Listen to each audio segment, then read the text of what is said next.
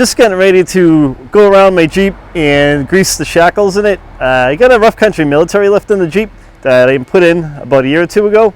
So if you have a lift kit that needs to be greased once in a while and you're not sure how to, I'll show you how to grease your shackles on your lift kit in this video. And I also have a video on how to load a grease gun that I'll toss in the description. So if you're not sure on how to do that, you can click the link in the description, shoot right over to that video. You can check that out as well. I'll also toss it into the end of this video, so you can click on it and watch that one too. But before I roll into this, if you like the video, give it a thumbs up. It helped me out a ton. And if you have any questions, leave a question or a comment, and I'll reply back to you. Don't forget to subscribe to the channel. When you do, ring the bell. The bell will allow you to get all of our latest uploads. Let's get rolling on this thing. So on this particular lift, there's a couple of different grease points. One is right up top there on the shackle, one is down below on the shackle. This is the front of my Jeep. So the other side obviously has same grease fittings. And then the back, let's go around the back and I'll show you where the grease points are on the shackles in the back. They're in the same spot. So you've got one up high and you have one down below. So those should be greased periodically as well.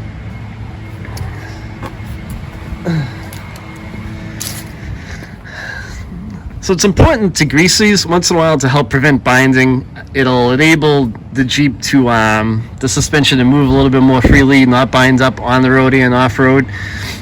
So, you know, these are greasable. You should keep them greased a little bit, and it'll help and it'll enable the Jeep to ride a little smoother on the road. These Jeeps were never great right out of the showroom. I mean, they're like a mini tank on wheels, really. It's a leaf sprung Jeep, but you know, it'll help it not to ride like a cement truck either. So I'm going to show you how to grease these and what to look for.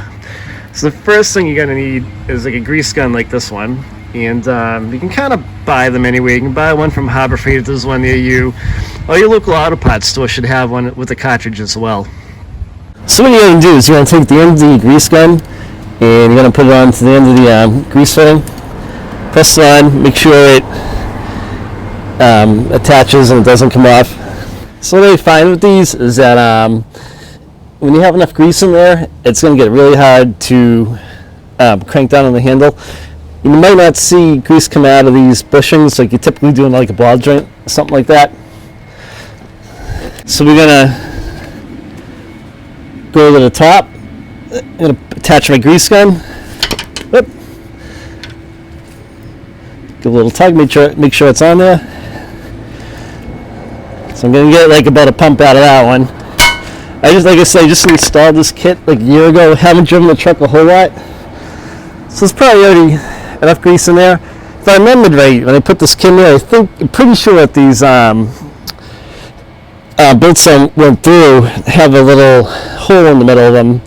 So when you put grease in, it lubricates the inside of these bushings so that they would move a little more freely. And again, I'm doing that from memory. I'm pretty sure that's how they were designed. And let's go around to the back. So same way on the rear shackles. Attach your grease gun. Got about half a pump out of that one. That one's full. Let's go to the top.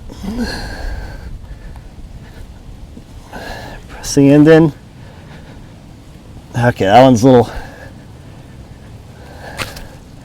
Right, so on that one, I got a full pump out of that one. That one needed a little more grease in it.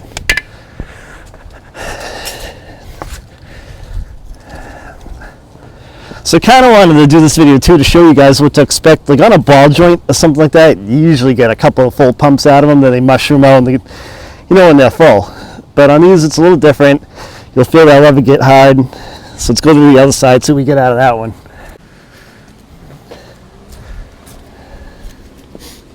Right, let's attach it to the lower one. Tug, it's on there good. Get about half a pump out of that. Let's jump up to the top.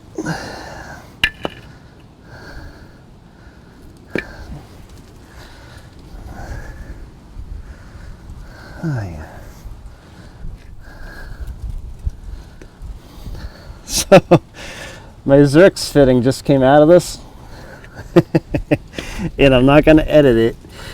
So it's in the end right there. So now Must not have been screwed on good from the factory. So for some reason, if your zerk fitting comes out like mine just did, you can get like a flathead screwdriver. Let's see if I can. And then push it under the zerk fitting. You should be able to pop it out. So kind of work your way around. Twist it.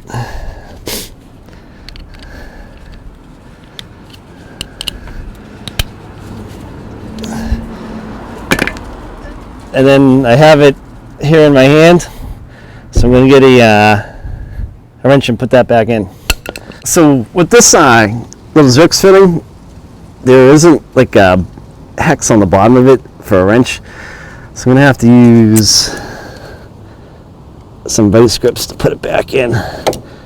You don't want to clamp down on this thing and screw it all up. So, oh, show us how to grease our shackles. Won't it be great? See all the stuff we show you how to do on this channel? Right. So I'll show you how to get out of a jam too. This isn't too bad.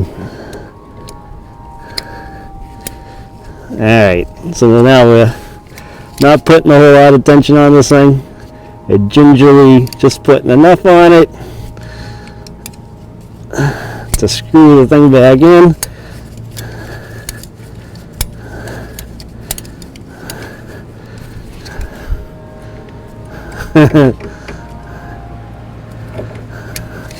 Look at that guy work on Jeeps.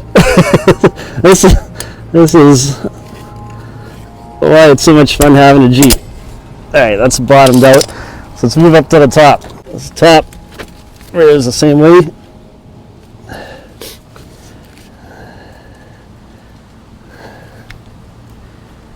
It's going to take about half a pump. That one should be all set. Alright, so you know, typically something like that gets edited right out of the video, but not on this channel. We'll show you how to get out of a jam if something breaks along the way, or if we see something that may cause an issue and a workaround. Hope you liked the video. Don't forget to subscribe, ring the bell. If you have a question, leave a comment, give the video a thumbs up if you like it, and on to the next video. Thanks for watching, guys.